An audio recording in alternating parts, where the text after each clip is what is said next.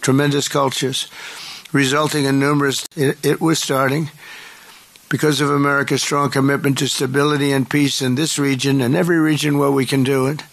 My administration immediately began working to prevent the conflict from escalating.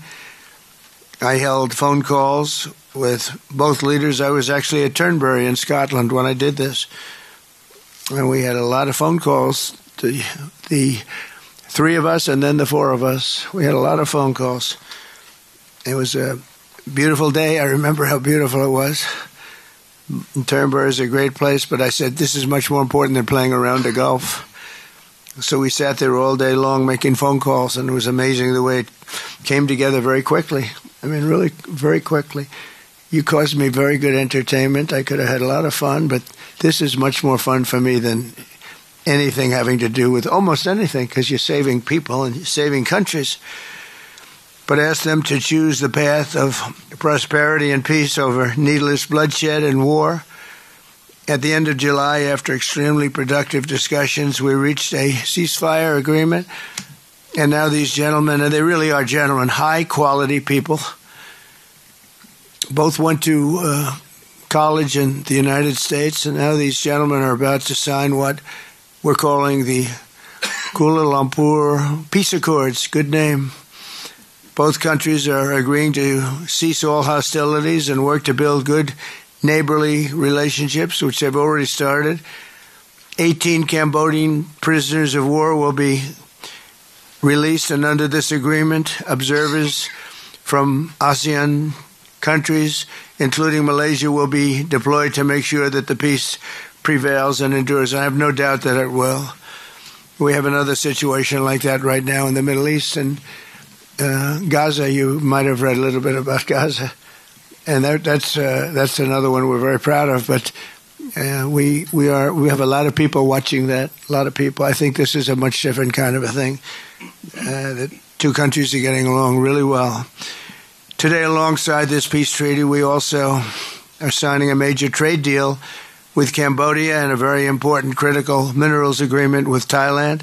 The United States will have a robust commerce and cooperation transactions, lots of them, with both nations as long as they live in peace.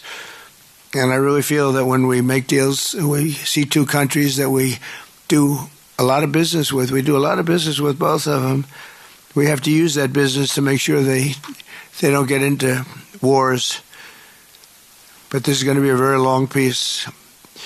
So as you know, this is one of 8 wars that my administration has ended in just 8 months. We're averaging one a month. There is only one left, although I heard that Pakistan and Afghanistan have started up, but I'll get that solved very quickly. I know them both, and the Pakistan, the Field Marshal and the Prime Minister are great people, and I have no doubt we're going to get that done quickly. That one started up a few days ago. And I just feel it's something I can do. I do it nicely. I don't need to do it, I guess, but if I can take time and save millions of lives, that's really a great thing. I can't think of anything better to do. But the 8 wars that my administration has ended in just 8 months, there's never been anything like that. Never. There never will be either.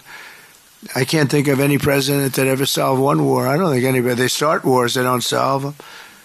So nothing like this has been done in history, and it's an honor to be involved. On behalf of the United States, I'm proud to help settle this conflict and really develop good friendships, including people that work with each team. Look at these very distinguished people, except for my people. My people are much less distinguished, but they're very good. But look, my people understand the joke. But look at these very distinguished people, and I've gotten to know them. I want to thank Marco Rubio for being here. He was great. You always help. He's born for this job.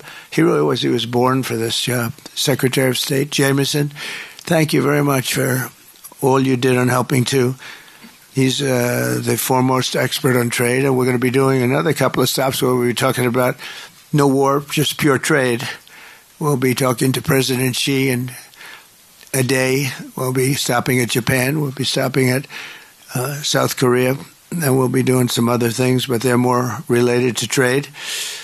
But on behalf of the United States, I'm proud to help settle this conflict and forge a future for the region where proud independent nations can prosper and thrive, safety, security, and peace. It's an amazing thing that's happened to the United States because a year and a half ago, we were a dead country. We were actually a dead country, and now we're the hottest country anywhere in the world. And when I called you, we were in the process of becoming hot. It's actually quite a while right now, but we were sort of on our way, and we had won the election big in a massive amount. And so I was respected when I called you, and it was a little bit easier. I think it's easier when you respect somebody than if you don't respect somebody. If you don't respect somebody, it never happens. But I won't forget that day because it was one of the first wars that I got involved in, and I love doing it. It's like, I shouldn't say it's a hobby because it's so much more serious than a hobby, but it's something that I'm good at, and it's something I love to do. The United Nations should be doing this, but they don't do it. They don't do it. They turned off my teleprompter when I made a speech. I had to make a speech without a teleprompter. They're good at that. The escalator wasn't working too well. It came to a complete halt. But, the United Nations has such great potential. I wish they could do it. They didn't get involved with us at all. We just did the deal and reported the deal, and everybody was sort of amazed that we got it done so quickly and so nicely. But now I'd like to ask Prime Minister Anwar to say a few words, and then we'll hear from Prime Minister Hun Manet and Prime Minister Newton. And these are, I just have to say it for a last time, these are incredible men. The way they came together, the way they worked so hard, and we worked long hours. It was not long days because the days were few in number, but the hours were very long and very intense. There was a lot of intensity going on because there was a lot of shooting happening while we were talking. That brings it to a new level. And the three men sitting there should really be credited with having done just an incredible job for humanity. Thank you all very much. It's an honor to have worked with you. Appreciate it. Please.